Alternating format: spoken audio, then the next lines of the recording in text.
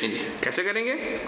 काफ, ये मीम, ये मदा वाला जोड़, ये बे है की बनी फे, और आगे स्लाइड वाली रे। ठीक। गंभीर, पेचीदा चीज को कहते हैं, उलझी हुई चीज। मैं इसको काफी हद तक गंभीर समझता रहा हूं।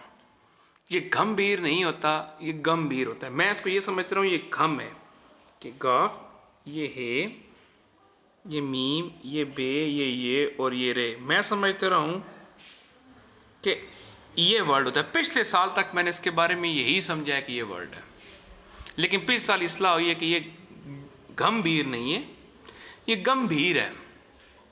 यानी कि गाफ और मीम गुम लगा के ना और आगे भीर लगाना है। ठीक है, लेकिन लिखना एक ही बार में। जरा देखें कैसे बनेगा।